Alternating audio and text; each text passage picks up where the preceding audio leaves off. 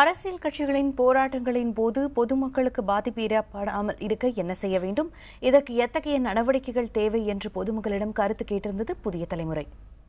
அதற்கு மக்கள் அளித்த கருத்துக்களை இனி பார்க்கலாம். தலைவர்கள் அனௌன்ஸ் பண்ணிட்டா பிரச்சனை எதுவும் இருக்காது, பண்ணாதீங்கன்னு சொல்லிட்டு அந்த கட்சியோட தொண்டர்களுக்கு அவங்க அனௌன்ஸ் பண்ணணும், பண்ணாதீங்கன்னு. ஏன்னா எல்லாருமே மக்களுக்காக தான் இருக்காங்க. பொது சொத்துங்கிறது எல்லாரும் நம்மளோட காசு தான், பொதுமக்களோட காசு தான். அதில் அவங்க சேதமடைவது மக்கள்.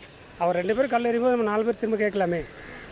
இல்லை அந்த கட்சிக்கு சரியான முறையில் பனிஷ்மெண்ட் கொடுக்கலாம் தேர்தல் மூலியமாக.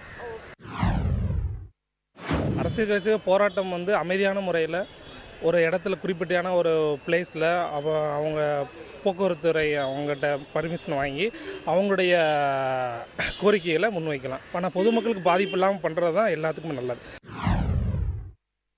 மக்கள் எப்பவும் அமைதியாக நம்ம சொத்தை நம்மளே அழிக்கக்கூடாது, அதுதான் அதனுடைய முறை. மக்கள் அனுதாபம் அது அவங்க எப்படி வேணாலும் செய்யலாம்னு செய்யக்கூடாது. ஒவ்வொரு இளைஞர்களும் இது எதுக்காக இந்த மாதிரி பண்ணுறாங்கங்கிறது சிந்திக்கணும். ரெண்டாவது ஒரு அரசியல்வாதியை அரெஸ்ட் பண்ணுறாங்கங்கிறது அது ஏன் பண்ணாங்க, அது ஜனங்களாக சிந்திக்கணும். செய்கிறாங்கல்ல, அந்த அம்மாவை அரெஸ்ட் பண்ணுறாங்கன்னு தெரியுதல்ல, அப்போ அதுக்கு முன்னையே அந்த போலீஸ் காவல்துறை முடுக்கி விட்டுருக்கணும். அவங்க முதல்ல அதுக்கு உண்டான இது என்னமோ அந்த ஆக்ஷன் அவங்க எடுத்துருக்கணும். அதுக்கு உண்டான வழிமுறைகளை இந்த மாதிரி இது நடக்காமல் அவங்க பார்த்துருக்கணும். அதை விட்டு போட்டு சும்மா எல்லாம் வன்முறையெல்லாம் நடந்த பிறகு இவங்க போலீஸ் அதை பண்ணுங்க, அதெல்லாம் தப்பு.